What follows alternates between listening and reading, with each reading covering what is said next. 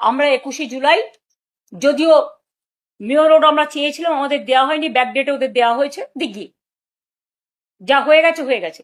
কিন্তু আমাদের প্রোগ্রামের পারমিশন মাননীয় আদালত যেটা দিয়েছেন, আমরা রেসপেক্ট জানিয়ে বলছি, বিড়লা প্ল্যানেটারিয়ামের সামনে, আপনারা সবাই জানেন বিড়লা প্ল্যানেটারিয়ামের যে মোড়টা আছে সেইখানে আমাদের প্রোগ্রাম হবে।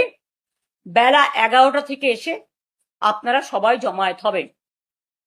আমার ছবির দরকার নেই, কারো ছবির দরকার নেই, তৃণমূলের সিম্বলটা দেবেন আর বিড়লা প্ল্যানেটেরিয়াম চলো বা কলকাতা চলো স্লোগানটা রাখবেন। আর জায়গাটা হচ্ছে বিড়লা প্ল্যানেটেরিয়াম। আমাদের ভুল করে অন্য জায়গায় যাবেন না, পুলিশ যদি অন্য জায়গায় ঢুকিয়েও দেয় বাঁধ ভেঙে চলে আসবেন। এবং যে মানুষরা প্রতি বছর 21শে জুলাই শহীদ তর্পণ করেন তাদের কাছে আমার হাত জোর করে আবেদন থাকবে, ওই দিনটা আপনারা আসবেন। ওই দিন আমরা 21শে জুলাই সহ সমস্ত শহীদদের আমরা স্মরণ করি।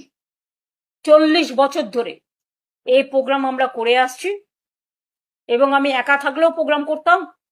আমি আজকে একা নই, আমাদের সাথে লক্ষ লক্ষ মানুষ আছে, আমাদের সাথে কোটি কোটি মানুষ আছে, মানুষের ভালোবাসা আছে, মানুষের পরিবার আছে, আমার সহকর্মীরা আছে।